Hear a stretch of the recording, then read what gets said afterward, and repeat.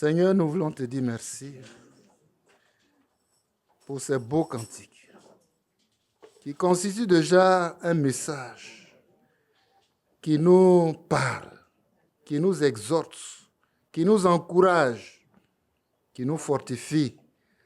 Ô notre Père, quand nous pouvons seulement chanter ce grand nom, ô Seigneur, cet agneau immolé pour nous, son nom est une gloire sur nous. Que cette gloire apparaisse. Véritablement, merci encore. Au moment de nous approcher de ta parole, l'homme n'est rien, mais toi tu es tout. Seigneur, c'est toi que nous voulons entendre. C'est toi que nous voulons voir. C'est toi. Tu as décidé de parler au travers de l'homme. Oh, fais-le pour que la gloire revienne à toi seul. Merci pour ta parole. Ta parole qui est esprit et vie. Que ton esprit la vivifie pour nous et nous édifie à l'écoute de ta parole. Au nom de Jésus-Christ. Amen. Merci Seigneur. Que Dieu nous bénisse. Encore, ce soir, nous allons lire quelques portions de déclaration. Ici, je tiens une prédication de frère Walfranc. On va lire quelques éléments. Je n'ai pas fait la coordination avec le frère, donc ce n'est pas évident qu'il puisse le projeter. Il y a ici une prédication du 18-1-1987 de Ewald Frank. Il dit ceci. Ça m'a échappé de lui transmettre ça. Il dit, je vais vous dire où réside notre véritable erreur.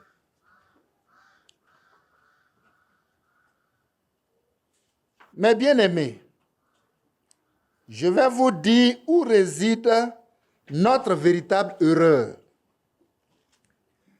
Nous n'avons pas encore tout à fait compris qui nous sommes. Ce que nous sommes. Nous n'avons pas encore compris cela. Nous n'avons pas encore compris ce que Dieu veut faire réellement de nous. Que Dieu ouvre nos yeux. On n'a pas compris qui nous sommes. D'abord ça. Ce que nous sommes. D'abord qui nous sommes. Ensuite ce que nous sommes. Et en troisième position, ce que Dieu veut faire de nous. On n'a pas réellement compris ça. Pourquoi? Point d'interrogation. Parce que nous regardons notre apparence extérieure et négligeons notre intérieur. Que Dieu nous aide à corriger ça.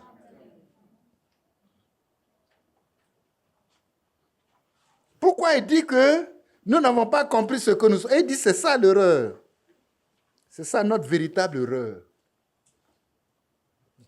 Et comme on n'a pas compris ça, on est venu, on a reçu un message glorieux, un message d'ange avec de grandes choses, mais on n'a pas compris réellement ce que Dieu veut faire de nous. Que Dieu se révèle à nous. Pourquoi il le dit? Parce que quand on regarde, il y en a qui disent je suis converti depuis 5 ans, depuis 1 an, depuis 6 mois, depuis 10 ans et tout. Mais en réalité, nous nous sommes contentés de regarder notre apparence extérieure. On veut arranger l'extérieur. Ce n'est pas pour l'extérieur que Dieu a envoyé son message.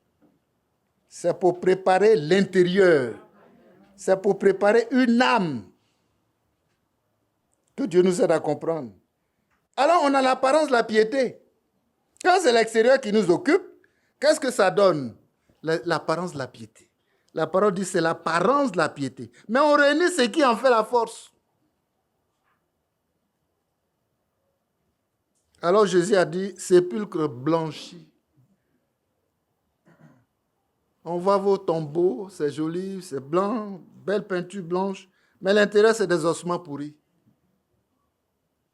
Hypocrite. que vous êtes, a dit le Seigneur. Nettoyez d'abord l'intérieur et l'extérieur sera net.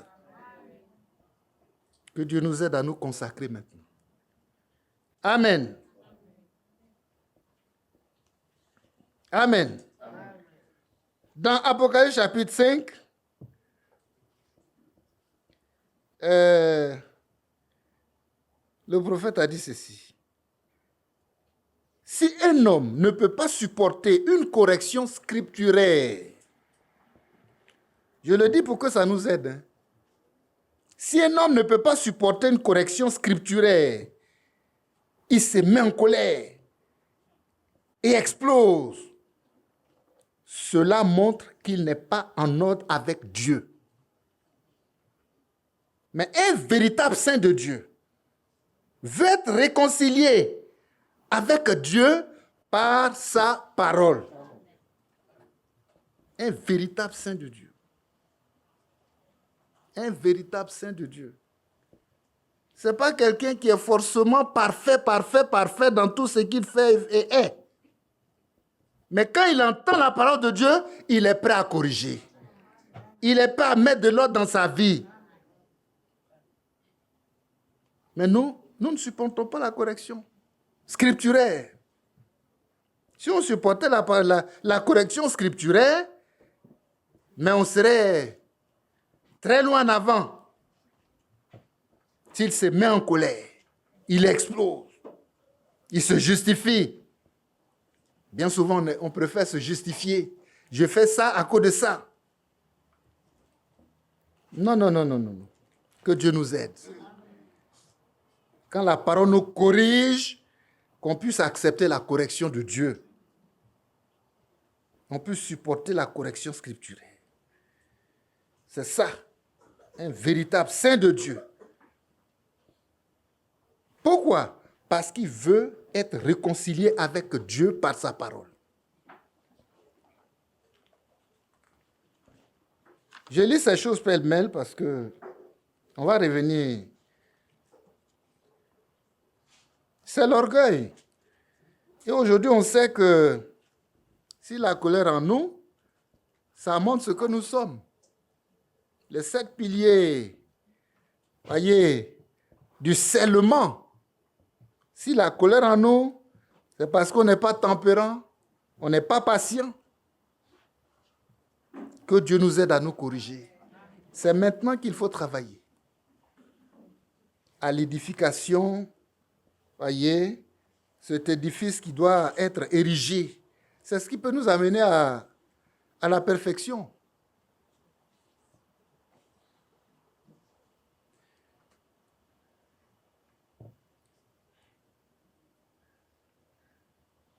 L'orgueil. Ça a été prêché en 1955. L'orgueil. Où le prophète a dit ceci. Oh, l'orgueil est une chose si maudite, si horrible. L'orgueil. Il dit l'orgueil est une très mauvaise chose. On comprend pourquoi la parole dit que Dieu résiste aux orgueilleux, mais il fait grâce aux humbles. Et c'est celui qui est humble qui accepte la correction. Amen. Le prophète, toute une prédication sur l'orgueil. C'est le 7-08-1955. C'est le paragraphe 17. Oh, l'orgueil est une chose si maudite, si horrible. L'orgueil est une très mauvaise chose. Que Dieu nous délivre de l'orgueil. Tout homme est orgueilleux. Tout homme. Il a une haute opinion de lui-même. Il veut être vu plus que les autres. Il veut avoir plus que les autres. Tout homme est orgueilleux. C'est la nature même de l'homme. Mais quand on a expérimenté la nouvelle naissance, les choses anciennes passent. Dans la nouvelle création, il n'y a pas l'orgueil. C'est la nature même de Christ. Parce qu'on va revenir, hein? à ce mystère-là. À ce mystère-là. Parce que quand on rentre dans ce mystère par la révélation, on rencontre Christ. Et quand on rencontre Christ, là où il commence avec nous, là, c'est à la croix. Amen. Nous sommes en Christ crucifié. On commence par la croix, parce qu'à la croix, il faut que nous soyons dépouillés. Lui-même s'est dépouillé pour nous. Frère, Dieu te bénisse, il a trouvé, il nous donne ça ici. Voilà le texte. Une chose si maudite, si horrible. L'orgueil est une très mauvaise chose. Mais il me semble y avoir quelque chose qui ne va pas. Qui ne va pas. Au moment où s'ouvre notre petite scène et tout. Mais c'est la première phrase qui nous intéresse. L'orgueil est une mauvaise chose. L'orgueil est maudit. Si l'orgueil est en toi, tu es maudit. Est-ce qu'on veut être maudit? Alors l'orgueil doit disparaître de nous. Tu ne peux pas faire disparaître ton orgueil. Mais dans l'œuvre de Golgotha, la croix le peut. Et si tu rentres dans ce mystère qui est Christ, le mystère là, c'est Christ. Quand tu rentres dedans, là où il t'envoie en premier lieu, c'est à Golgotha. De même qu'il s'est dépouillé, il y a une belle parole que le prophète a dite. Je ne sais pas si j'ai ça à portée de main, mais c'est merveilleux. On va y revenir, on va d'abord lire. On va d'abord lire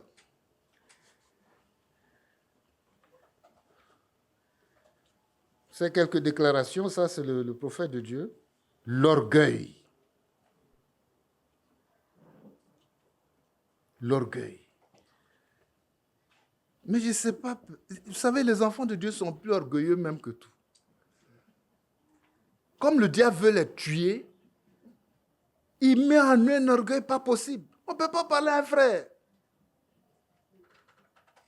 Tu dis, c'est mon frère, je l'aime, il faut que je lui donne compte. Oh, il explose en même temps. Boum!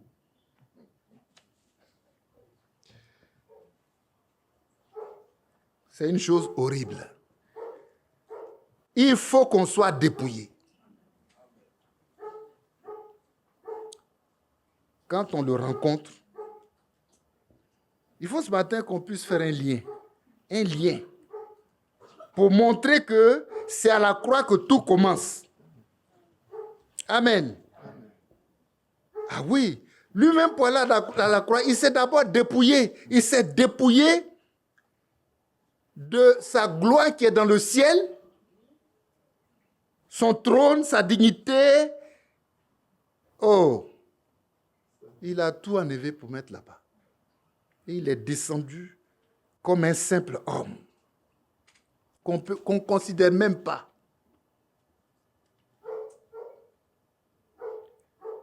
Et c'est de la même façon qu'à la croix, il va nous dépouiller de notre vieil homme, du corps du péché, dans lequel il y a l'orgueil, il y a l'animosité, il y a la méchanceté.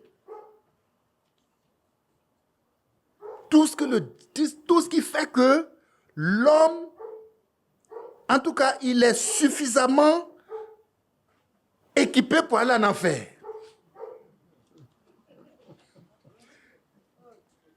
S'il n'enlève pas, ce n'est pas bon pour nous. Et qui accepte qu'il enlève? Moi, j'accepte. Il faut qu'il me dépouille. Amen. Il faut qu'il nous dépouille. L'orgueil même suffit pour amener quelqu'un en enfer. Mais le Seigneur va nous dépouiller. C'est pourquoi dans ce mystère-là, ne voyez pas seulement Christ, mais voyez également l'épouse. C'est un mystère. De sorte que les deux sont unis. Et le prophète dit, Christ et son Église dans la révélation. Les deux sont unis, l'un dans l'autre. Que Dieu nous aide. C'est la fin du message que je suis en train d'apporter. Le temps va vite. Mais on continue de lire un peu.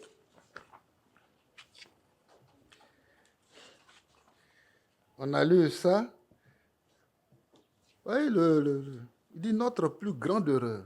On ne sait pas ce qu'on est. On ne sait pas ce que Dieu veut faire de nous. Et on vient, on veut faire pour nous. Pour montrer à Dieu qu'on est quelque chose. Moi, je suis un grand pasteur.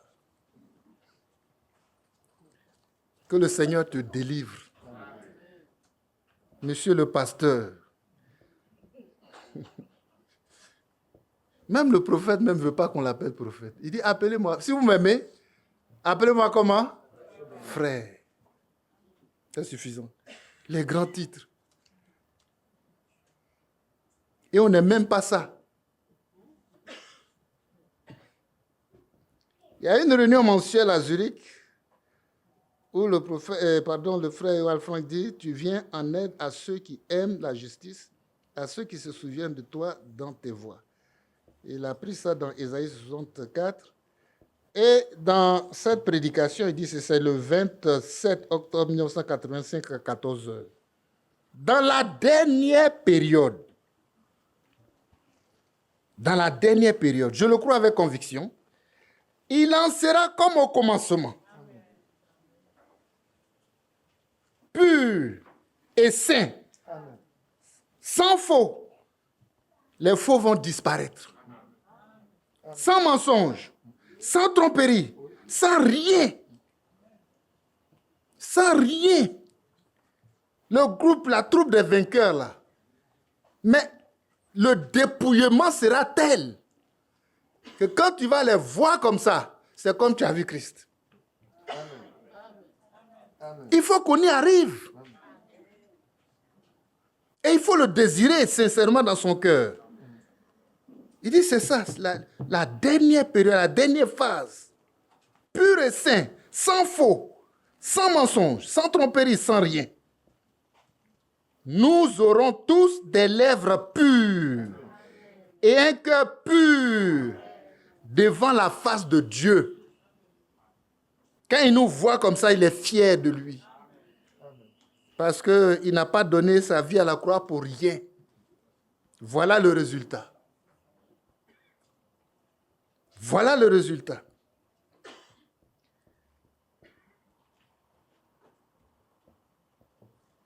Personne ne tendra des pièges à l'autre.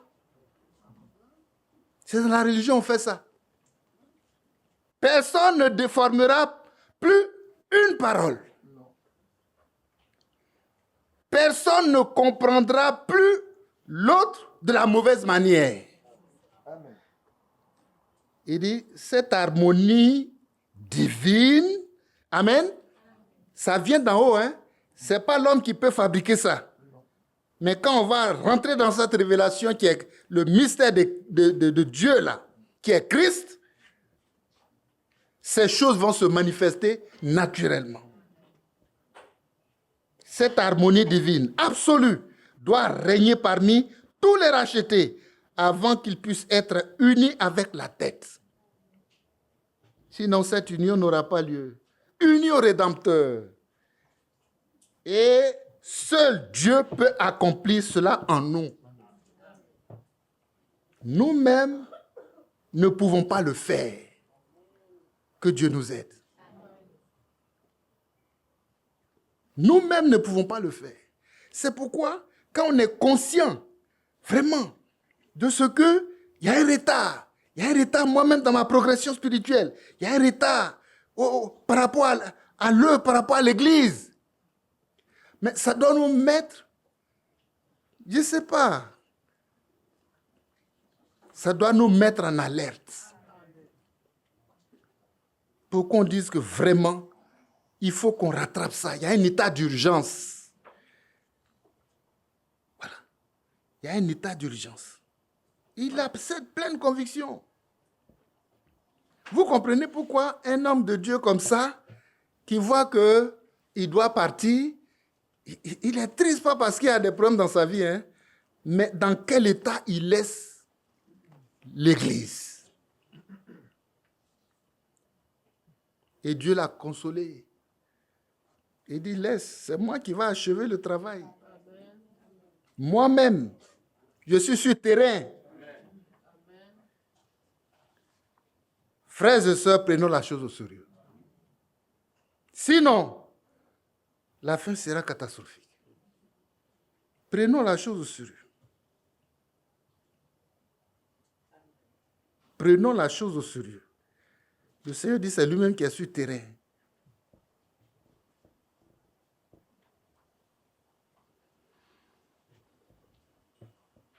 Dans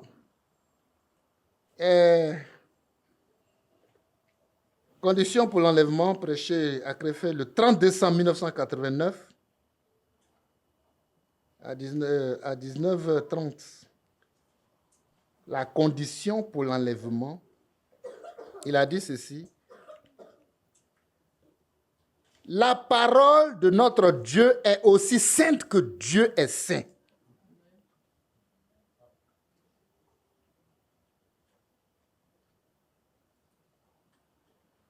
Aussi éternel que Dieu est éternel. La parole, il parle de la parole. Si nous avons le même respect pour sa parole que pour lui-même, de grandes choses se produiront.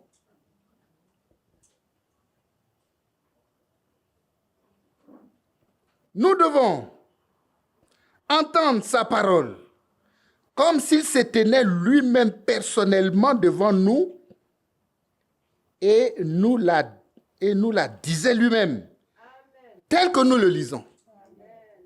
Maintenant, dans les Saintes Écritures, et quand on lit la parole de Dieu là, on doit en esprit voir que c'est Dieu lui-même qui a arrêté là, qui est en train de me parler lui-même.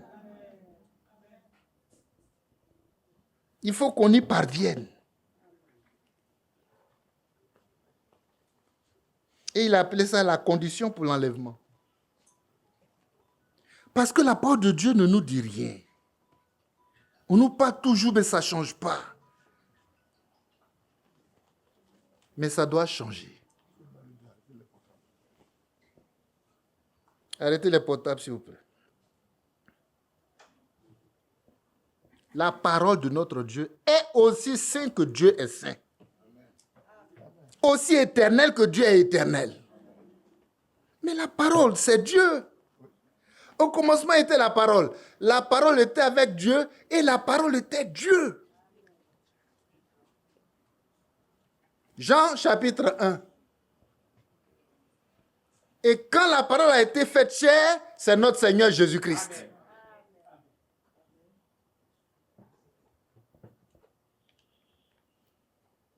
Et c'est quand tu la reçois, elle te donne le pouvoir de devenir enfant de Dieu. Amen. Gloire à Dieu. Gloire à Dieu. Amen. Tu deviens enfant de Dieu comment? Par adhésion à une église? Non, c'est par naissance. Lesquels sont nés. Prenons ce passage.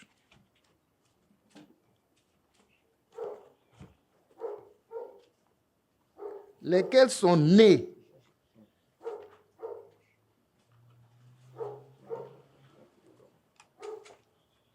Jean chapitre 1er.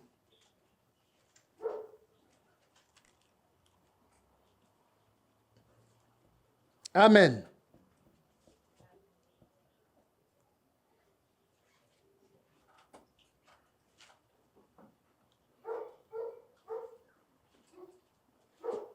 Verset 12 dit ceci. À tous ceux qui l'ont reçu, à ceux qui croient en son nom, elle a donné le pouvoir de devenir enfant de Dieu. Amen.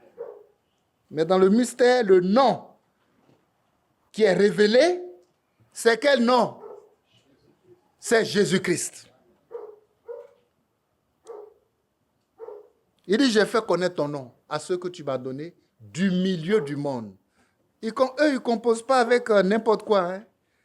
Il y a une seule chose qui les concerne, qui les intéresse, qui les préoccupe, c'est le nom de Jésus-Christ et sa parole. À ceux qui croient en son nom, elle a donné le pouvoir de devenir enfants de Dieu, lesquels sont nés. Lesquels sont nés. C'est par naissance qu'on devient enfant de Dieu.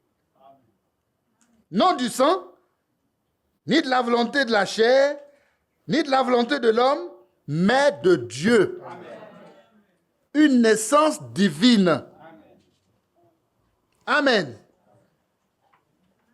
Vous voyez, c'est différent de la naissance naturelle. Au niveau des hommes, je veux faire des enfants, j'ai marié une femme, et puis, bon, j'ai la possibilité de faire un enfant. Mais ici, il n'y a pas la volonté de l'homme dedans.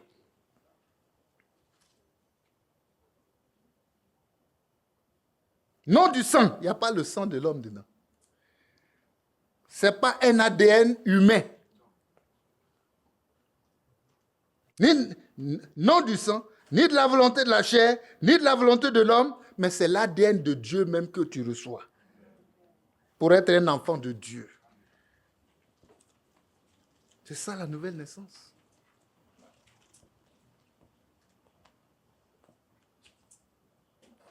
Frères et sœurs, c'est important, c'est déterminant. Il faut que vous naissiez de nouveau, a dit le Seigneur lui-même, pour montrer que c'est une obligation. Sinon, il n'y a rien. Sinon, on n'a même pas bougé d'un pas. On ne considère pas la parole de Dieu. On n'a pas de respect pour la parole de Dieu. On ne tremble pas devant la parole de Dieu. Alors qu'on a vu ce matin que son auteur, celui qui a parlé là, c'est un feu dévorant. Et il est sévère. Avec sa parole, il est sévère. Parce que lui-même, il veille pour l'accomplir. Toi aussi, tu dois veiller pour obéir. Alors vos chemins se rencontrent. Que Dieu soit loué.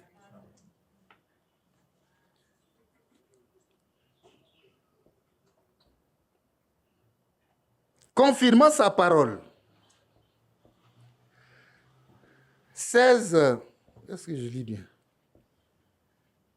16, 8, 1964.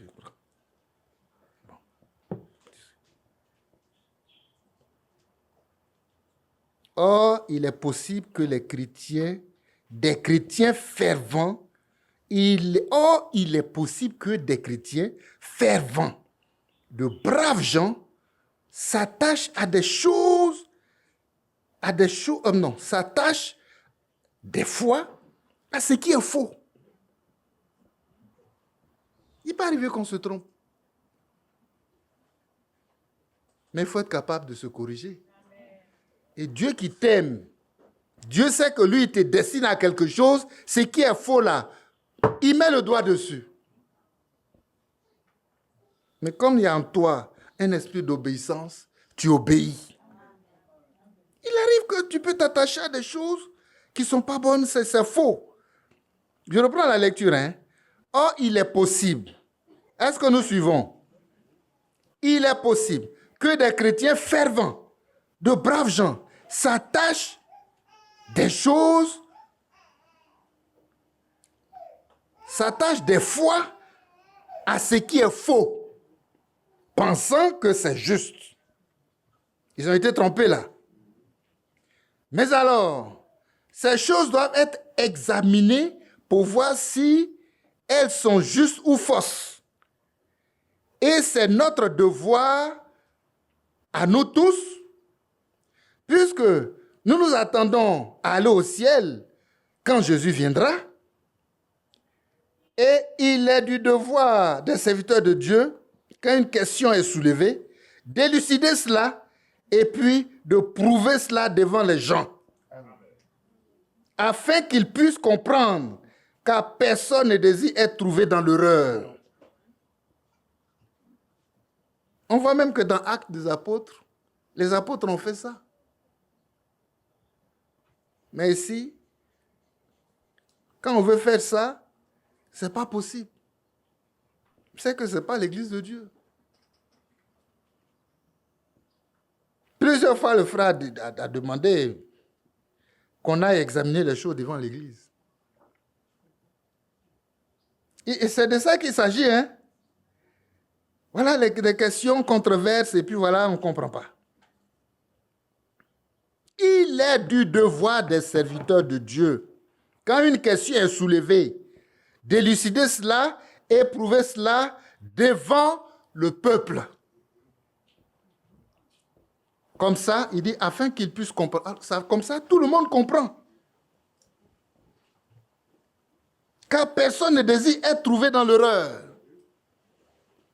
Mais comme c'est un peuple embrigadé, on domine sur eux. Ce n'est pas pour la vérité qu'on est là.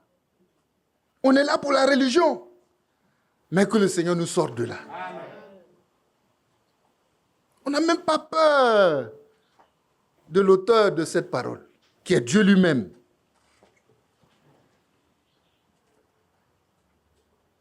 S'accrochant à ce qui est faux. S'accrochant comme ça à ce qui est faux. Paragraphe 62.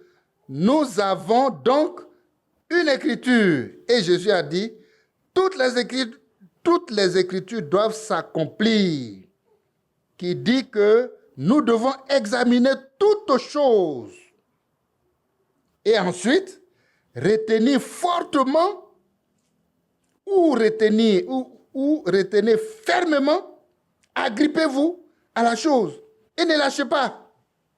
Retenez fermement ce qui est bon. Ça, c'est le Seigneur Jésus qui l'a dit et il a répété ça ici. Frères et sœurs, il dit, mais c'est comme ça. Cependant, c'est des chrétiens fervents, c'est des braves gens, c'est des gens sincères avec les choses de Dieu, mais il y a quelque chose de faux au milieu d'eux, ça doit être corrigé. Et il a montré comment ça se corrige. Comme on a pratiqué ça jusqu'à... Et que maintenant on a vu que ce n'est pas la vérité, il faut en parler devant tout le monde. Donc le frère a raison. Toutefois, ce n'est pas lui qui a raison, mais c'est la parole qui a raison. Que Dieu soit loué.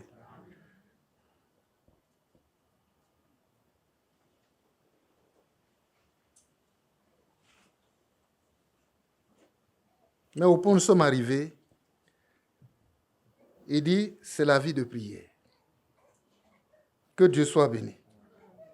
Page 16, le temps est proche. Si des personnes ou une assemblée néglige la vie de prière,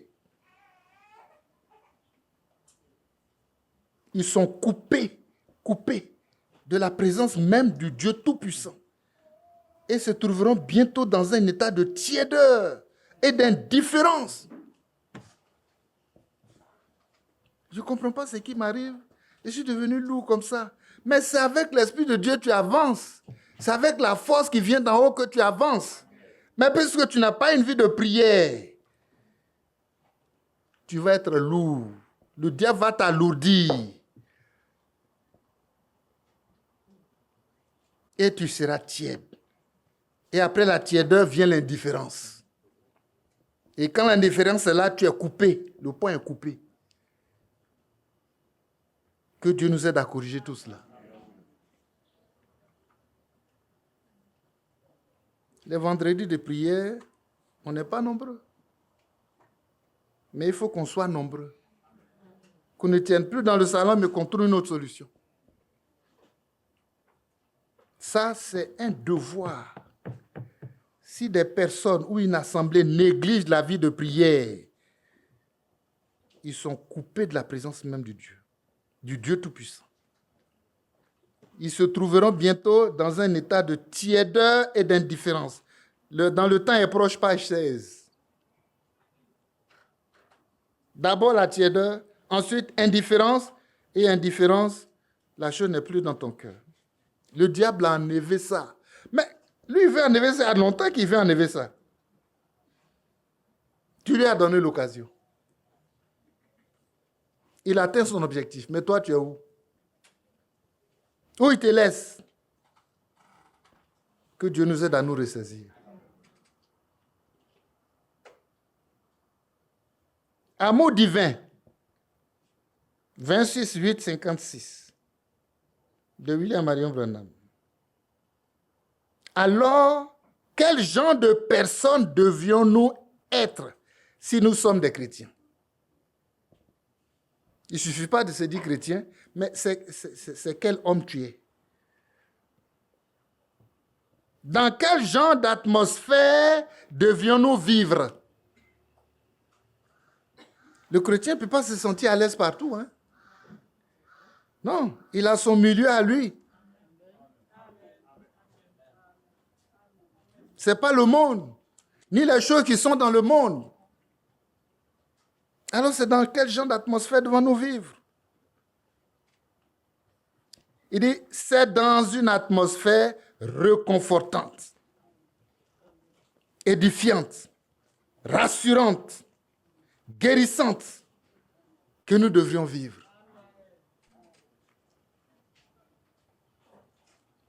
Amen.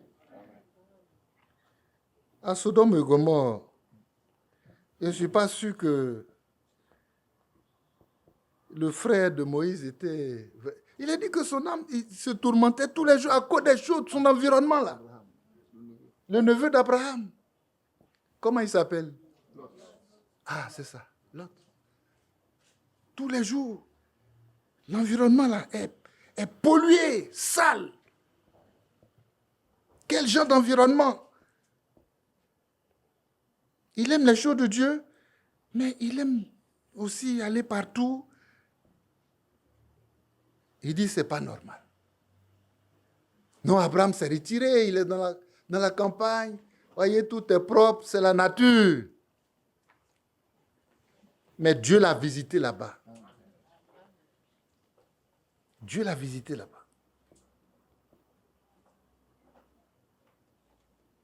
Et il a dit à Abraham, je m'en vais pour exercer un jugement. Parce que Dieu ne cache pas ses secrets à ses serviteurs, les prophètes. Je m'en vais exercer un jugement. Abraham, il dit où?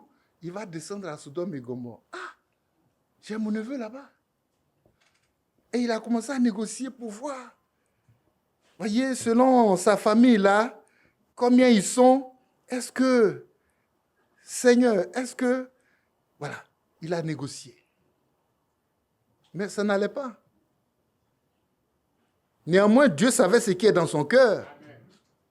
Il sait pourquoi exactement Abraham a lancé cette négociation. Il sait. Dieu connaît notre cœur.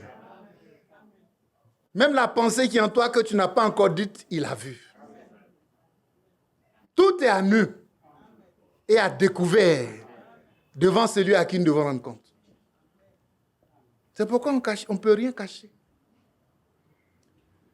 Mais le Seigneur a compris. Et il a même exaucé.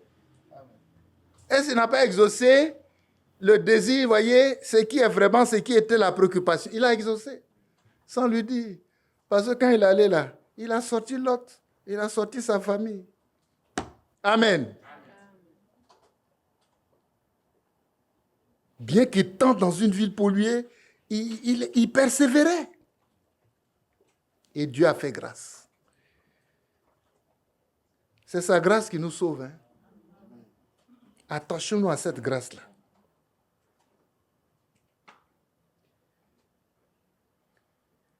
Alors une l'atmosphère, c'est dans quelle atmosphère nous baignons, nous allons. Elle doit être réconfortante, rassurante, édifiante. Ce n'est pas pour aller voir des choses souillées, guérissantes que nous devrions vivre avec nos cœurs constamment en prière et un profond amour pour chaque personne. avec qui nous entrons en contact. On n'est pas des juges. Hein? Le juge vient. Donc si on peut aider quelqu'un à être du bon côté, faisons-le. Si je dis ceci aux petites églises qui ont prié pour moi, pour que les missions dans le monde, pour les missions dans le monde, c'est que c'est de là que vient mon succès dans la prière pour les malades. Il dit que son succès dans la prière pour les malades, là, c'est parce qu'il y a des petites églises qui prient pour lui. Si je ne peux pas sympathiser profondément avec la personne dans sa maladie, cela ne fait généralement aucun bien. Il vous faut en arriver carrément au point où c'est juste. Et vous ressentez cela vous-même. Que Dieu nous aide. Soignons notre environnement. Soignons l'atmosphère. Soignons l'ambiance dans l'église.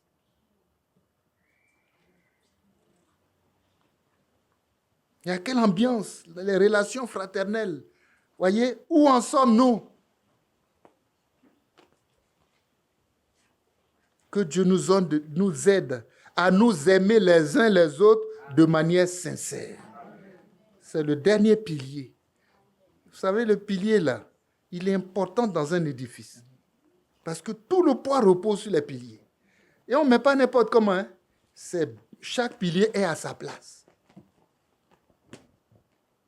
Et c'est ce qui soutient tout l'édifice. Que Dieu nous aide à nous bâtir. Que lui-même bâtisse en chacun de nous la statue parfaite de fils de Dieu. C'est comme ça qu'il veut nous trouver. Et il est en train de nous bâtir. Un profond amour pour chaque personne. Même quand il ne s'entend pas avec toi. Même quand vous ne croyez pas la même chose. Il faut l'aimer. Pas pour ce qu'il fait, mais pour ce qu'il est.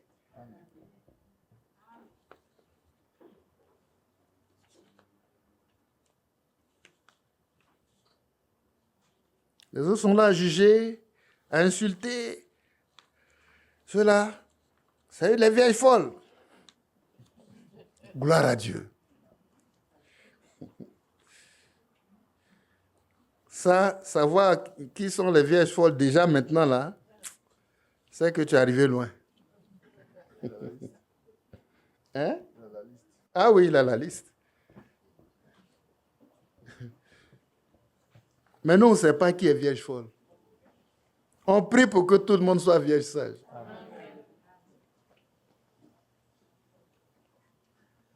Il dit la bonne attitude. La bonne attitude. Ewald Frank, c'est le 8 avril 1973, à 15 heures, qu'il a tiré d'Apocalypse 15, 1 à 5. La bonne attitude envers ceux qui ne voient pas la même chose que nous. Arrêtons de juger les gens. Hein? Arrêtons de les critiquer. Non, non, non, non. Soyons résolument inscrits dans l'amour. Résolument.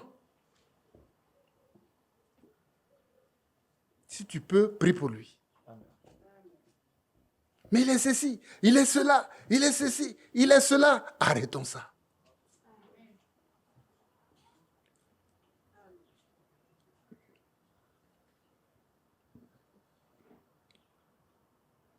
La bonne attitude envers ceux qui ne voient pas les mêmes choses que nous.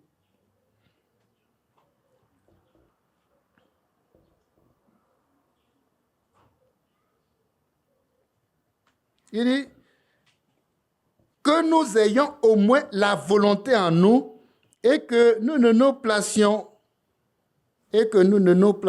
au-dessus de personne. Lui ne voit pas, moi je vois. Ce n'est pas cet homme-là qui s'est tenu devant le Seigneur. Il prie, oh, je ne suis pas comme ce publicain. Moi, je suis bon. J'aime les choses de Dieu, je paie ma dîme, je me fais tout. Mais qu'est-ce que tu as besoin de dire tout ça? Lui, il sait. Mais qu'est-ce que tu fais pour l'autre? Ça compte pour Dieu.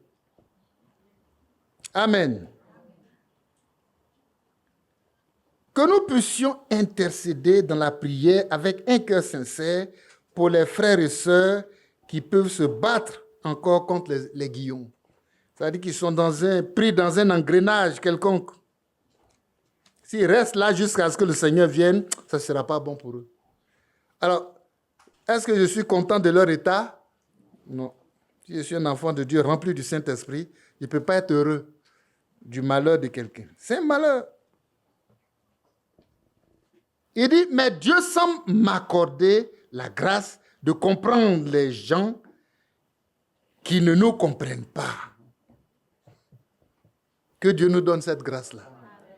De comprendre les gens qui ne nous comprennent pas. Parce que ce que Dieu t'a donné, il n'a pas donné à tout le monde. La grâce qu'il t'a donnée, ce n'est pas la même grâce.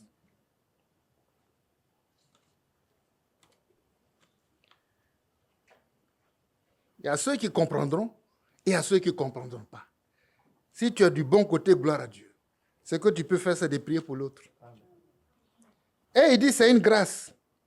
La grâce de comprendre les gens qui ne nous comprennent pas.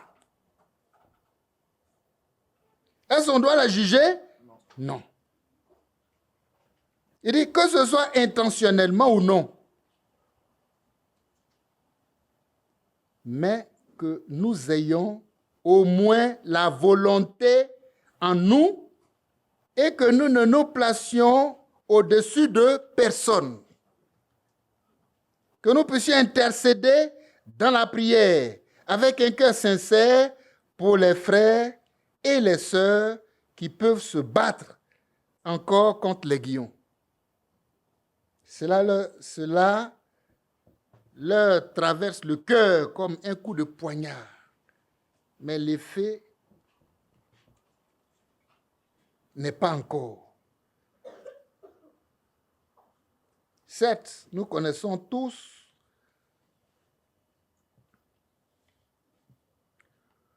des personnes ici et là avec lesquelles nous avons été et que nous avons fréquenté autrefois et nous les avons mis de côté. Nous les avons mis de côté. Nous les avons mis de côté en bloc. Mais la question est de savoir si cela est juste ainsi devant Dieu. Réfléchissons. Pourquoi il y a silence comme ça? Ça doit, oui. Ou bien le sujet un peu... Ah, non, il dit voilà la situation. Mais on n'a qu'à réfléchir. Mais la question est de savoir si cela est juste devant Dieu. Ne pourrions-nous pas, nous aussi, utiliser la parole contraignante ici et là? Oui, utiliser une parole contraignante ici et là. Ne serons-nous pas bien conseillés si nous pouvons nous mettre à genoux et prier avec un cœur sincère pour les frères et les sœurs qui nous ont été proches et qui aimeraient aussi subsister devant Dieu, mais qui sont retenus, voilà ce qui est écrit, mais qui sont retenus d'une manière ou d'une autre et ne peuvent pas se libérer eux-mêmes. Vous savez, les filets du diable sont tenaces. Hein? Mais quand on prie, le Seigneur nous libère. Il ne suffit pas seulement que nous attendions l'enlèvement, mais nous voulons, et Dieu le veut aussi, que notre homme soit complet. Que Dieu nous aide. Il a appelé ça la bonne attitude. La bonne attitude. On doit rester dans l'amour. Ce n'est pas parce qu'on les supporte dans ce qu'ils sont. On ne les aime pas pour ce qu'ils sont, mais non, pour ce qu'ils font, mais on les aime pour ce qu'ils sont. Parce que c'est des enfants de Dieu. Ils n'ont pas compris et beaucoup de choses se passent. Voilà, il dit, réfléchissez. Est-ce que c'est la bonne façon? C'est juste ainsi que ce soit comme ça? On a été ensemble un temps. Nous les avons mis de côté et nous les avons mis de côté en bloc. Et désormais, bon, mais le chrétien, lui, il est toujours disponible. Hein. Il doit être disponible. Ça veut dire qu'il prie pour aider celui qui n'a pas compris. Que Dieu nous donne cette bonne attitude-là. Il a appelé ça la bonne attitude. Alors on revient. Après ces différentes lectures, il est déjà 16h30. Amen. J'aimerais qu'on prenne ces psaumes.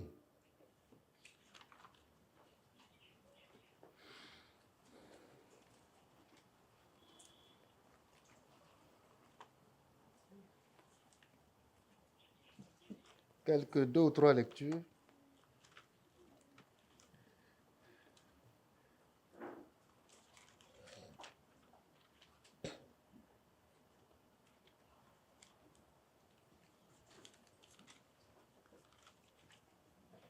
« 22.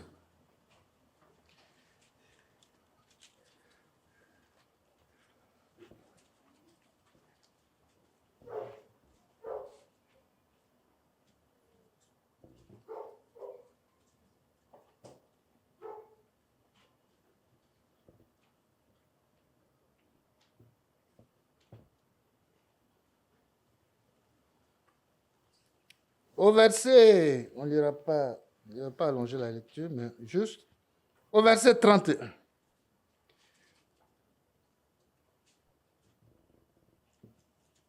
C'est une parole prophétique qui concerne la postérité. Verset 31 dit, la postérité le servira.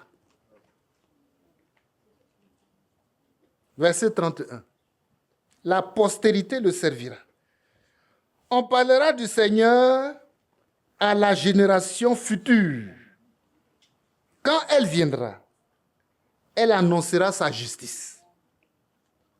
Elle annoncera son œuvre au peuple nouveau-né. Soyons le peuple nouveau-né. Amen. Le peuple nouveau-né. La nouvelle naissance est divine.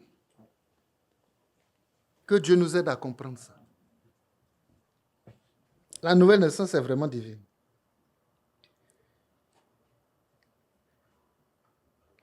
Quand on lit Job, je vais juste aller un peu plus vite.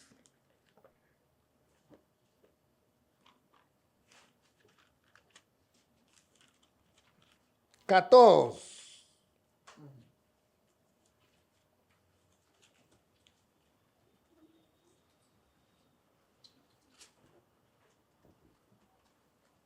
Il nous fait voir qu'il y a une différence entre la naissance naturelle qui vient de l'homme et la nouvelle naissance qui est divine. Verset 1, regardez la condition qui est notre condition humaine. L'homme né de la femme. L'homme né de la femme. C'est chacun de nous. Mais nous espérons une nouvelle naissance. Cette expérience-là, elle est nécessaire pour rentrer dans le processus divin. L'homme né de la femme, sa vie est courte. Sans cesse agité. Il n'est pas la paix. J'ai trop de problèmes. J'ai trop de difficultés. C'est normal. Il naît. Verset 2. Il est coupé comme une fleur. Il fuit et disparaît comme une ombre. Et c'est sur lui que tu as l'œil ouvert. Et tu me fais aller en justice avec toi. Comme d'un être souillé. Comment un être souillé, d'un être souillé, sortira-t-il un homme pur? Il n'en peut sortir aucun. Que Dieu nous aide à comprendre. On attend et on n'espère rien de l'homme pour aller avec notre Seigneur. Comment d'un être souillé sortira-t-il un homme pur? Ce n'est pas possible. Tous sont corrompus. N'est-ce pas? Tous sont souillés. Il n'y a même pas un qui peut, voyez, et ils sont privés de la gloire de Dieu. Et c'est leur sort. Verset 5 dit, si ces jours sont fixés, si tu as compté ces mois, si tu en as marqué le terme, qu'il ne saurait franchir. C'est que s'il y a un moyen d'avoir une autre naissance, il faut le faire avant que ce terme-là n'arrive. Hein? Parce que ce terme-là est déjà fixé. C'est pourquoi la parole dit racheter le temps quand les jours sont mauvais. Avant qu'il ne soit trop tard.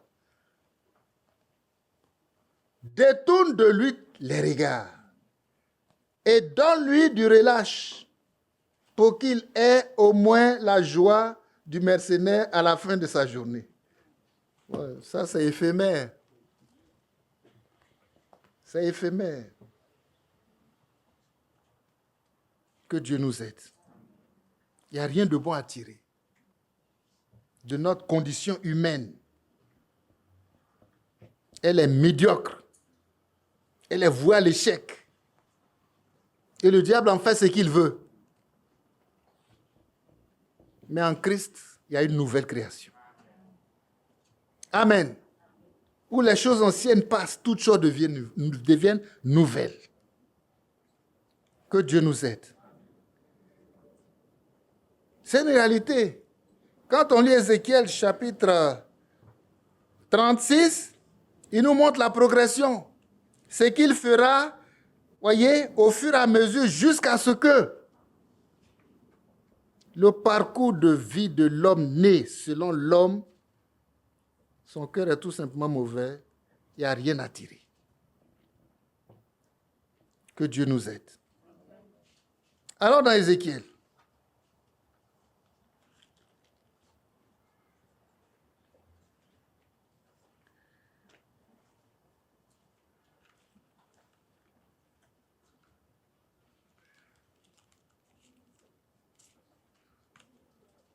et quand je regarde verset 36,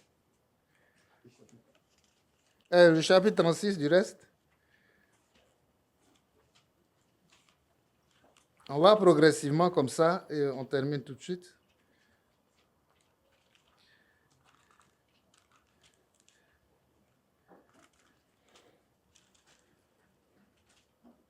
Au verset 26,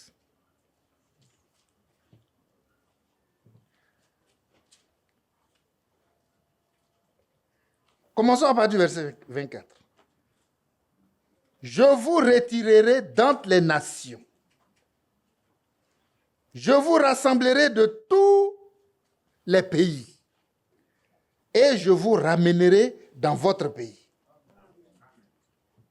Je répandrai sur vous une eau pure. Et vous serez purifiés. Je vous purifierai de toutes vos souillures et de toutes vos idoles. Et je vous donnerai, verset 26, je vous donnerai un cœur nouveau. Et je mettrai en vous un esprit nouveau. J'ôterai de votre cœur, de votre corps, le cœur de pierre. Pour l'homme là, il va enlever. Le cœur de l'homme là, il va enlever. Et je vous donnerai un cœur de chair. Je mettrai mon esprit en vous. Et je ferai en sorte que vous suiviez mes ordonnances et que vous observiez et pratiquiez mes lois. Voilà le chemin sur lequel nous sommes. Et on doit aller pas à pas jusqu'au bout. Pas à pas. Jusqu'à ce qu'on atteigne la stature où le Seigneur voit que l'œuvre, au point où c'est parvenu, il faut sceller. Et il scelle. Amen. Mais c'est allé progressivement. Il nous retire du monde, des choses du monde, des nations, l'esprit des traditions et tout cela. Et il nous rassemble. Amen. Il nous rassemble. Le seul lieu d'adoration qu'il a pourvu pour faire régner son nom, c'est sa parole. On n'ira pas en Israël, ni à Jérusalem, mais notre lieu d'adoration, c'est sa parole. Et il va nous rassembler de tous les pays. Je vous rassemblerai. Et je répandrai sur vous une eau pure. Verset 25. Et vous serez purifiés. Donc dans le plan de Dieu, rien ne doit rester. Tout doit être ôté. C'est un processus divin.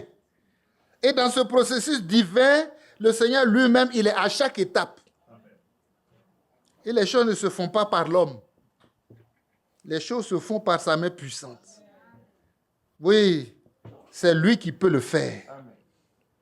L'eau pure, c'est la parole. Mais il faut que ce soit la parole de la vérité. Si ce n'est pas la parole de la vérité, cette parole même n'est pas pure. Comment est-ce qu'elle peut rendre un homme pur? Pas possible. Un cœur nouveau. Lui-même, il met cela en nous.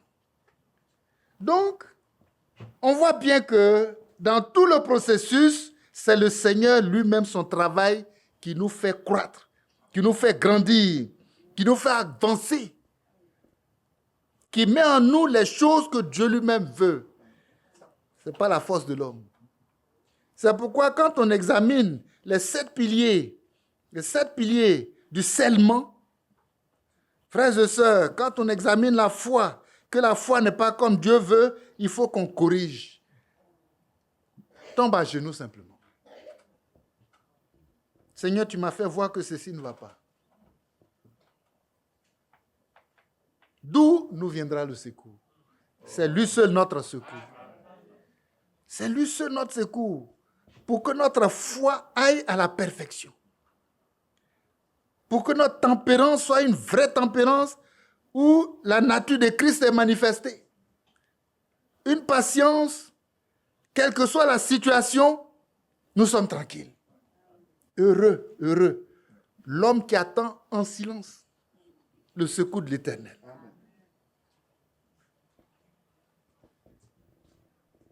À la croix, on l'a frappé. Ils lui ont tout fait. Il n'a pas ouvert. C'est ce qui est dit du Seigneur Jésus-Christ. Il n'a pas ouvert la bouche. Même pas ouvert la bouche une seule fois. Cracher sur lui, l'insulter, le battre jusqu'à ce que le sang sorte. C'est comme si c'est du bois. Que le Seigneur donne cette nature-là. C'est lui qui peut le faire. Il n'a pas ouvert la bouche. Il est resté là, muet.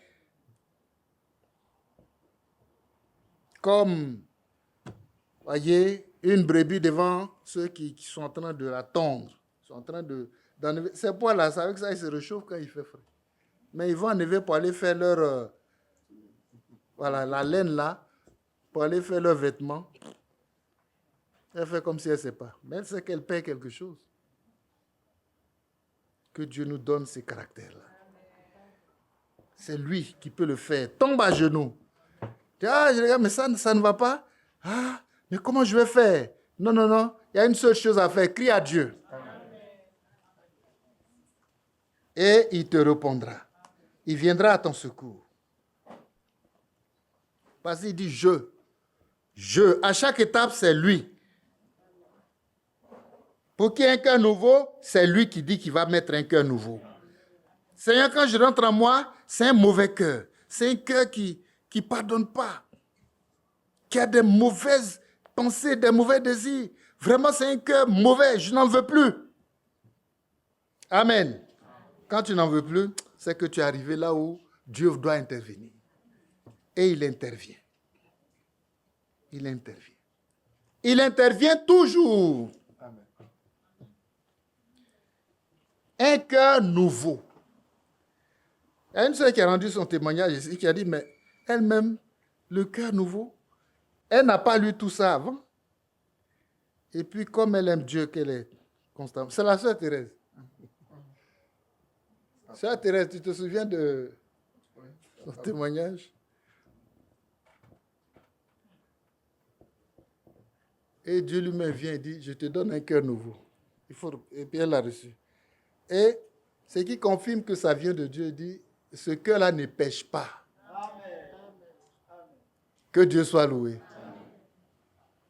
C'est l'élément clé du témoignage. Ce cœur-là ne pêche pas. C'est vraiment un cœur nouveau. Et quand tu as un tel cœur, les choses anciennes sont passées. Amen. Toutes choses deviennent nouvelles. Et tu marches donc en nouveauté de vie. Désormais, c'est la parole. Ce n'est plus le monde, ce n'est plus toi. Et tu avances. Il faut d'abord ce point de départ là. Un cœur nouveau, c'est là-dessus qu'on peut bâtir tout. Hein. Amen. Amen. C'est-à-dire le siège, la maison est nettoyée, quoi. Le processus de la nouvelle naissance, qui peut conduire au baptême du Saint-Esprit. Ça est là. Un cœur nouveau. Mais s'il y a un esprit nouveau, c'est que s'il y a un cœur nouveau, l'esprit nouveau va venir tout de suite. Amen. On n'a même pas besoin de faire un effort. Dans la maison de Corneille, quand la parole était dite, ils n'ont même pas prié. Le Saint-Esprit est venu. Parce que les dispositions du cœur étaient là pour que Dieu réponde. Il faut que les dispositions du cœur soient là. Alors Dieu fera sa part. Je mettrai en vous un esprit nouveau. Et il nous certifie. Il nous donne la garantie. J'ôterai. Le combat est comment? Le Seigneur est toujours vainqueur. Amen. Et il va ôter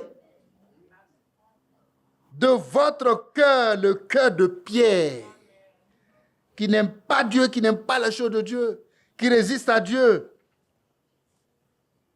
Et je vous donnerai un cœur de chair. Le cœur de chair, c'est comme un buvard. Quand ça tombe dans la parole de Dieu, ça boit en même temps la parole. Et la parole est en nous. Alléluia. Je mettrai mon esprit en vous.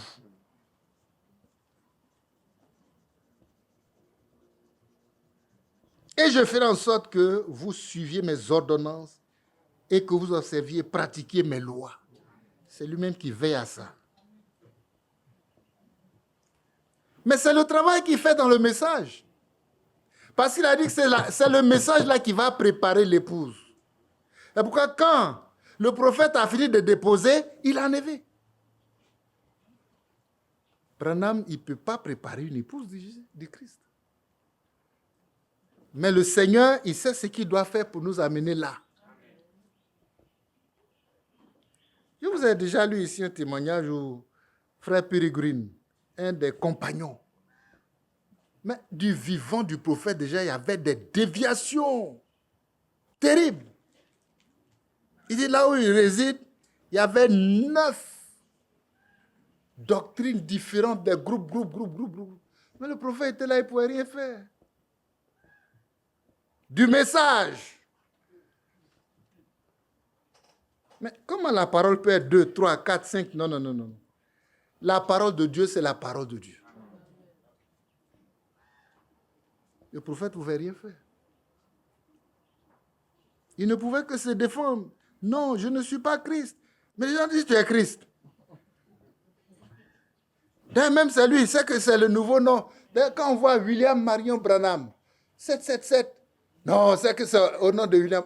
C'est dans son nom qu'on doit baptiser maintenant. Abomination. C'est un nom de blasphème. Que Dieu nous en délivre. Qu'il nous en garde. Je ne suis pas Christ. Je ne suis pas Christ. Il a crié ça jusqu'à il est parti. Mais les gens sont restés avec ça quand même. Le diable est mauvais. Mais Dieu est fidèle. Il va nous aider. Est-ce que tu as peur encore? Ici, là, est-ce qu'il a dit que c'est toi qui dois faire quelque chose? C'est lui qui fait, non? Amen. Remets ton soin à l'Éternel. Amen. Il te donnera ce que ton cœur désire. Amen. Il va te donner. Parce qu'il dit c'est lui qui va faire. On veut même cacher le cœur, le mauvais cœur là. On veut cacher ça au Seigneur. Non, il sait. Il sait, non seulement il sait, mais il dit qu'il va ôter. Présente-lui, il va ôter. Et puis c'est vrai, hein, opération là, si on n'endormait pas les gens, c'était pas possible. Que Dieu nous aide. Pas facile, hein? Mais on t'endort, tu ne sais même pas ce qui se passe. Quand tu te réveilles, c'est ôté. Tu seras en train de dormir, va venir, va enlever. Et puis mettre le nouveau. Et quand tu te lèves, tu vois que tu es une autre personne. Que Dieu soit loué. Tu es une autre personne. Tu es complètement une autre personne. Une fois, m'a dit ceci, que quelqu'un a développé. Il dit, mais Dieu est bon. Il fait de bonnes choses, donc il est bon. Mais si, comme il fait aussi le mal, donc il est mauvais. Un enseignant, hein? Et c'est un enfant, un des élèves, enfant, il avait quel âge peut-être en ce temps? Je ne me rappelle plus. Mais 13 enfants. Il dit non, professeur, Dieu n'est pas mauvais. Il dit, mais puisqu'il y a le mal, il y a le mal dans le monde, bon, donc Dieu est mauvais aussi. Il est bien d'un côté, il est mauvais de l'autre côté. Il dit non. Le mal, là, c'est l'absence du bien. Vous comprenez? Il dit le mal, c'est l'absence du bien. Donc, quand le bien n'est pas là, c'est le mal qui est là. Mais tant que le bien est là, le mal ne peut pas être là. Il dit, mais c'est comme la lumière. Quand c'est allumé, il y a la lumière. Mais quand on éteint, l'obscurité, c'est pas... Voilà. Le professeur était confondu par son élève. Et puis, dans ce que j'ai lu, ils ont dit, l'élève qui a confondu son professeur, il s'appelle Albert Einstein. Ça vous dit quelque chose? Voilà, Einstein, un des savants. Mais il a corrigé le professeur. Dieu n'est pas mauvais. Dieu est bon. Mais le mal que vous voyez là, c'est quand le bien que Dieu a créé n'est pas là, qu'il y a le mal. Mais tant qu'il y a le bien, c'est le bien jusqu'au bout. Mais si tu as un cœur qui est bon, qui est pur, qui est propre, alléluia, il n'y aura jamais de mal. Tu n'auras jamais, il va ôter ça, il dit qu'il va ôter. Lui, il n'aime pas ça. Alors il va ôter. Et pour clore, je mettrai mon esprit en vous. Et je ferai en sorte, il veille à ça, que vous suiviez mes ordonnances, la parole de Dieu, et que vous observiez et pratiquiez mes lois. Il veille à ça. Il veille à ça. Les hommes feront ce qu'ils veulent, mais Dieu veille sur sa parole pour l'accomplir. Toujours, ça ne peut pas manquer. Voyez, la parole de Dieu s'accomplit toujours. Pour nous, les enfants de Dieu. Ça ne peut pas manquer. Ça ne peut pas manquer.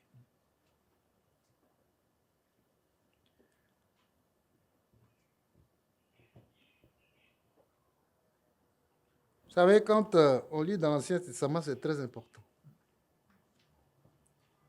Il a dit que lors de la première venue du Seigneur, uniquement lors de la première venue du Seigneur, c'est 109 prophéties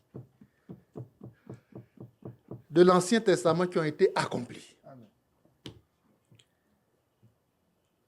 Si je me trompe, corrigez.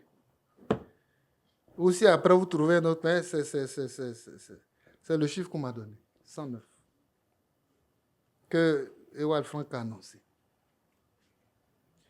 Accompli. Donc, 109 prophéties de l'Ancien Testament accomplies dans le Nouveau Testament. Accompli dans le Nouveau Testament. Et c'est accompli pour nous, notre salut. Amen. C'est vrai, il a été annoncé. Il a été annoncé. William Branham a défini ce qu'est la justification.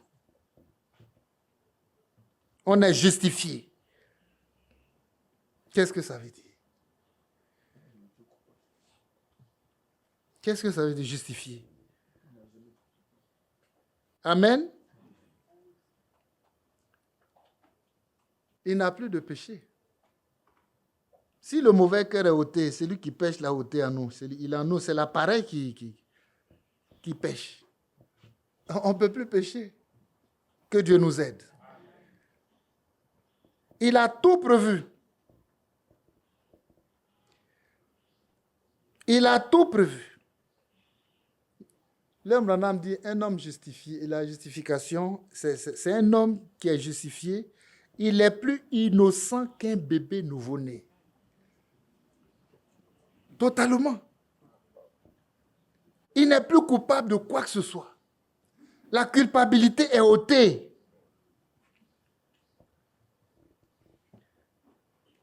Quand Ewald Frank a commencé à définir le même mot, il dit Dieu nous a dépouillés totalement de tout ce que nous étions avant. Amen. Et il ne nous a pas seulement dépouillés, mais il nous a ensuite revêtus. Parce que si on n'en vient pas l'ancien là, on ne peut pas mettre le nouveau. Que Dieu nous aide à comprendre. Revêtus de sa justice. Il nous a revêtus de sa justice. Donc désormais, on nous voit dans la justice de Dieu. À travers la justice de Dieu. Pas à travers notre propre justice. On n'en a pas. Qui a une propre justice? Puis, qui lève le doigt pour dire que moi j'ai une propre justice? Personne n'est juste. Mais ce qui fait qu'on est injuste, là, le Seigneur a ôté cela. Et il a mis pour lui à la place. Donc désormais tu es juste. Amen. Désormais tu es pur. Tu es saint. Et cela vient du Seigneur. Il y a une note ici que je voulais juste lire. Le mot justifié. Dans l'union invisible de l'épouse de Christ. Le mot justifié, il dit, est comme si vous ne l'avez jamais fait.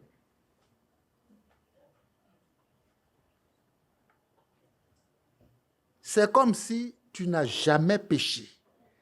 Ici, le mot signifie que toute culpabilité est pardonnée. Parce qu'on se culpabilise comme si le Seigneur n'a rien fait, alors qu'il a tout fait.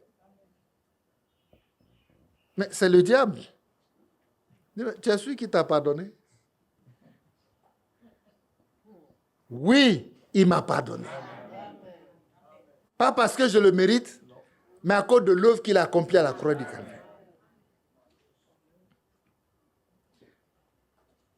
Le mot signifie que toute culpabilité est pardonnée, pas seulement pardonnée, mais complètement justifiée. C'est justifié par l'œuvre de Golgotha. Tout ce qui était contraire, tout ce qui était contre vous n'est plus du tout dans la mémoire de Dieu. C'est parti pour toujours. Et l'Écriture dit qu'il a jeté cela dans la mer de l'oubli. Il ne se souvient même pas que tu as été ceci, tu as été voleur une fois, tu as été impudique, tu as commis adultère. L'homme peut se rappeler, en telle année j'ai eu tel problème. Mais le Seigneur a oublié. C'est jeté dans la mer de l'oubli. Il continue de lire, c'est dans l'union invisible de l'épouse de Christ. C'est parti pour toujours. Amen. Vous êtes complètement justifiés. C'est pourquoi il est écrit ici, justifié. Aucune accusation ne peut plus être portée. C'est comme si rien ne s'était jamais passé. Comprenez pourquoi on peut les appeler vierges? Vierges. Il n'y a plus rien. Tout est dans l'océan de l'oubli de Dieu. Cet océan-là, vraiment on ne connaît pas. C'est Dieu seul qui connaît. Mais la parole dit que ça existe. Quand il a jeté là-bas, lui-même, il ne se rappelle plus que tu as été cela un jour. Toute culpabilité est ôtée. Aucune accusation ne peut plus être portée. Tout est dans l'océan de l'oubli de Dieu. Il a pris sur lui votre honte.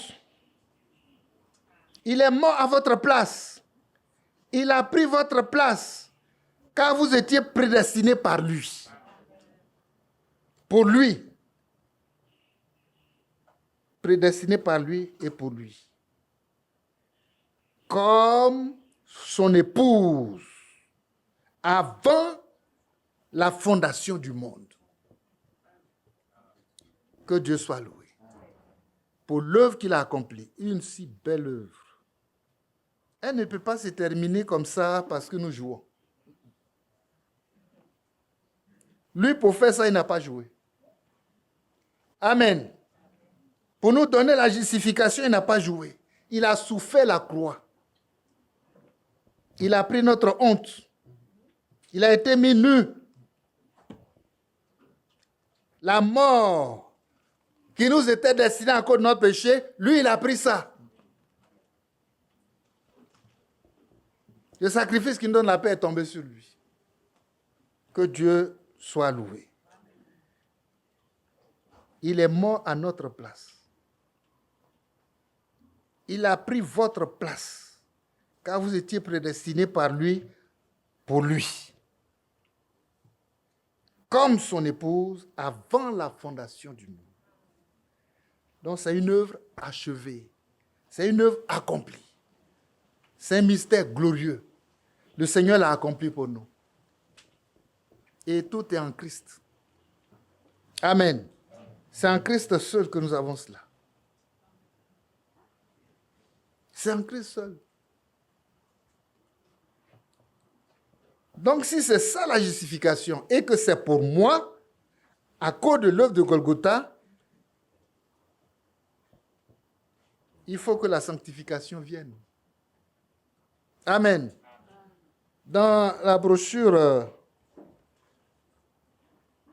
beaucoup ont déjà lu, hein? Voyez, les noms blasphématoires, beaucoup ont déjà lu. Où il est parlé de ce que il est parfait en trois. Je cherche.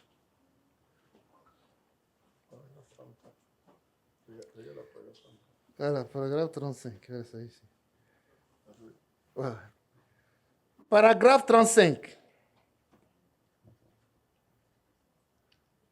Dieu se rend parfait lui-même en trois.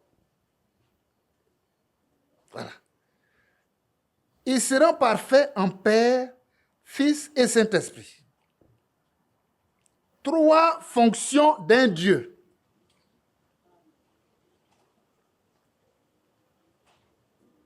Pas trois dieux dans un Dieu. Pas de Trinité. Mais trois fonctions. Et un seul Dieu. Amen. Voilà sa perfection. Et dans chaque fonction, il a accompli une œuvre particulière.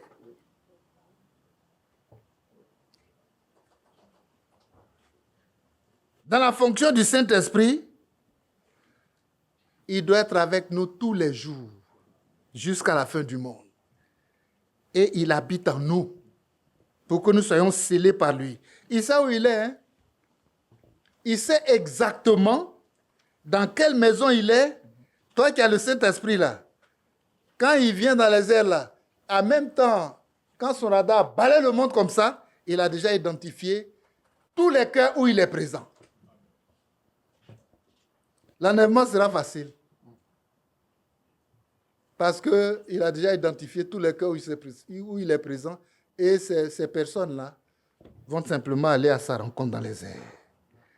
Que Dieu nous donne cette grâce. Et nous devons travailler à cela. Il se rend parfait.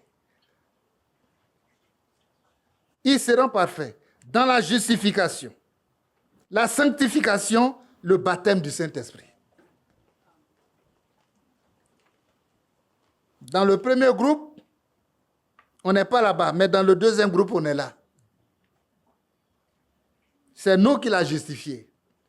C'est nous qui sommes sanctifiés.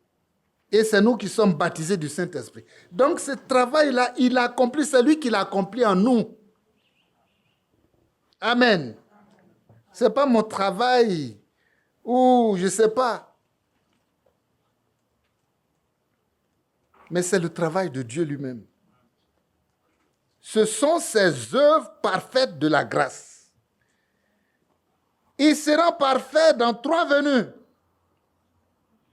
La première fois pour acheter son épouse, la deuxième fois pour recevoir son épouse, l'enlever, la troisième fois dans le millénium. Voyez, la deuxième fois, il reçoit son épouse dans le ciel. Quand il l'enlève, il l'amène dans le palais céleste. Alléluia. Et la troisième fois, dans le millénium, avec son épouse, il revient. Avec son épouse. Que le nom du Seigneur soit loué. Et toute chose est rendue parfaite en toi.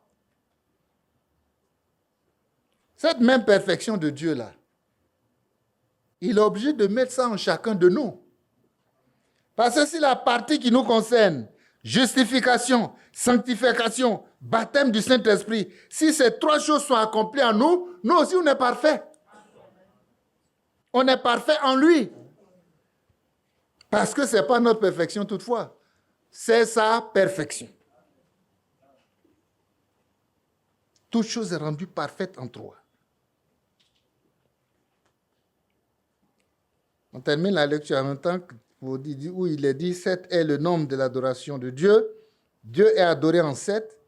Il est rendu complet, donc rendu parfait et complet. Amen. Il est rendu parfait et complet. Frères et sœurs, c'est très, très, très important. Donc, la justification et la sanctification et le baptême du Saint-Esprit, c'est l'œuvre de Dieu. Mais c'est en toi et moi qu'il veut accomplir ça. C'est en nous. Et nous recevons cela. Voyez, Dieu nous le donne. Justifié par lui, sanctifié par lui et rempli du Saint-Esprit. C'est lui qui bâtit du Saint-Esprit. C'est pas ton jeûne. Il faut jeûner pour te sanctifier, d'accord. Mais ce n'est pas ton jeûne qui te donne le Saint-Esprit. C'est la grâce de Dieu qui te donne le Saint-Esprit. N'est-ce pas merveilleux? C'est merveilleux. Que Dieu nous aide à nous attacher à lui. Donc, depuis que ce mystère est accompli et que Christ est révélé et que je l'ai reçu personnellement, lui m'introduit dans ce mystère pour que je sois lié à lui parce qu'il y a un chemin qui commence. Amen. Il y a un travail de perfection de Dieu qui démarre en moi personnellement. Vous verrez que le jour de la Pentecôte, quand le Saint-Esprit est venu, il a dit que chacun a reçu une langue de feu sur sa tête. Amen. Ce n'est pas une affaire de groupe, c'est une affaire individuelle. Celui qui me cherche de tout son cœur, je me laisserai trouver. Il va se laisser trouver. Mais celui qui ne le cherche pas, il ne peut pas le trouver. C'est un mystère. Mais à chaque fois, c'est Dieu lui-même qui met en nous une partie de ce qu'il est. Il se rend parfait en toi. Même dans la justification, la sanctification, le baptême du Saint-Esprit, il se rend parfait en nous. Par la justification, la sanctification, le baptême du Saint-Esprit. Et voilà, on est scellé pour le jour de la rédemption. Comme c'est la part qui m'est réservée, c'est là-dedans que je dois persévérer pour aller jusqu'au bout du parcours. Amen. Et chacun sait qu'il a un travail à faire. Chacun sait qu'il a un travail à faire. Vous voyez que c'est Golgotha qui actionne la nouvelle naissance. Qui actionne, vraiment c'est ça, qui déverrouille tout pour que la nouvelle naissance se mette en place en chacun de nous. Et si la nouvelle naissance a actionné, la deuxième action qui doit être, c'est que, voyez, les 7 vertus, ces 7 piliers-là se mettent en place pour que l'édifice grandisse, atteigne son niveau où lui-même il descend pour parachever son œuvre. Amen. Parce qu'il y a 7, hein. Mais quand les 7 sont en place correctement comme Dieu veut, l'achèvement vient d'en haut. La pierre de fête vient d'en haut. Le scellement vient d'en haut. Le couronnement vient d'en haut. Et il se pose. Et il dit que quand on me regarde, tout ça, ça y est en moi, mais j'ai atteint la perfection. Amen. Il n'y a pas de raison que quand le Seigneur vient, je ne vais pas avec lui. Il n'y a pas de raison. Il n'y a vraiment pas de raison. Il y a un petit témoignage que j'ai voulu rendre. Un enfant aussi. Et puis, il pose la question à sa mère parce que quand il a bon, c'est en son certainement, mais il a vu quelque chose, mais pour lui, c'est comme s'il a vécu ça en réalité. Il demande à sa mère, mais moi, j'ai vu ma sœur. J'ai vu ma sœur. Et il a décrit sa sœur. Il dit, mais elle te ressemble, elle a les mêmes cheveux, peut-être les cheveux un peu dorés, châtains des femmes blanches. Mais la description qu'il donne, elle est dépassée. Elle est dépassée.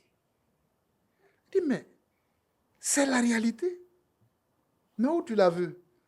Il dit, je ne sais pas, mais j'ai été transporté quelque part où je l'ai vu. J'ai parlé avec elle, elle dit que c'est ma soeur. Je lui ai demandé comment elle s'appelle. Elle aussi a demandé, mais elle a dit comment elle s'appelle. Elle dit qu'elle n'a pas de nom. Quand on m'a accouché, on ne m'a pas donné de nom. C'est là qu'elle va se rappeler qu'elle a fait une fausse couche. Elle ne sait même pas que c'est une fille. Et une fausse couche, bon, je veux dire, le fœtus n'est pas encore bien formé pour qu'on identifie peut-être le sexe, n'est-ce pas? Et là où elle est très heureuse. Elle était heureuse. Il a décrit et elle se retrouve complètement, elle a commencé à pleurer. Ah bon? Donc même à l'état de fœtus là, cette personne innocente est allée et a une place auprès de Dieu. Que Dieu soit loué. C'est ce que la parole dit. Hein? Même le fœtus, c'est déjà un homme. On ne le détruit pas. Si tu le détruis, Dieu va te détruire. Que Dieu soit loué. Voilà un enfant de rien du tout. Il dit, j'ai rencontré, c'est grâce à le témoignage de son enfant qui a fait un songe, qu'ils vont savoir que le fétiche qu'on a perdu là, c'est une fille. C'est une fille. Il a pleuré jusqu'à ce que son mari rentre et qu'elle lui dise que voilà ce qui se passe et tout cela. Vraiment, c'est de belles choses. Dieu, c'est un mystère. Et tout ce que Dieu fait est mystère et surnaturel. Soyons attachés à la parole de Dieu. Parce que la part qui nous concerne là, c'est quand on est attaché à la parole que ça s'accomplit pour nous. Dans la perfection de Dieu en toi là, la part qui nous concerne là, travaillons là-bas s'il vous plaît. Et ce travail-là, c'est à ses pieds, hein, parce que c'est lui qui va à chaque étape actionner pour que les choses atteignent l'objectif. Et il le fait toujours. Que Dieu nous donne de comprendre et de revenir de tout notre cœur. Parce que l'enlèvement, ce n'est pas une affaire de groupe. Ce n'est pas une affaire d'église. Il y a quelle église là-bas? Mais c'est une affaire totalement individuelle. L'épouse de Christ, lui, il connaît qui lui appartient. Ah, si c'est accompli en toi, c'est que tu lui appartiens. Cette perfection-là, parfait en toi, la perfection de Dieu en toi qui te concerne, justification, sanctification, baptême du Saint-Esprit, si c'est accompli, il te connaît. Si ce n'est pas accompli, il te connaît. Voilà. Et lui-même se rend parfait en chacun de nous. Sa perfection nous habite. Alors je peux dire, si je vis, ce n'est plus moi qui vis. C'est Christ qui vit en moi. Même si c'est encore dans ce corps mortel-là, je vis par la foi au Fils de Dieu, qui fait que ces choses sont réelles. C'est une réalité, c'est mon expérience. Et ça y est dans l'Église. Tout ce qui est dans la parole est dans l'Église. Parce qu'il a dit, l'esprit de prophétie, c'est quoi? C'est le témoignage de Christ. Amen. Mais quand tu as eu cette expérience-là, tu as en toi le témoignage de Christ. Tu es un témoin de Jésus-Christ. Tu l'as rencontré dans la justification. Et la justification t'a mis à la place où il faut. Amen. Tu l'as rencontré dans la sanctification. Et ton œuvre est parachevée dans le baptême du Saint-Esprit. Tu as le témoignage de Christ. Et il dit le témoignage de Christ, c'est l'esprit de la prophétie. On peut lire ça pour terminer. Hein, c'est... Dans l'Apocalypse, je n'ai pas forcément... 19, hein.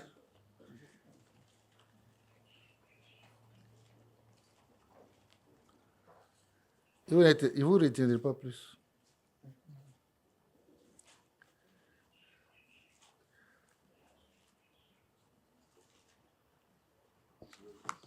Hein? Oui, c'est ça. Et l'ange me dit, écris. Verset 9, Apocalypse 19.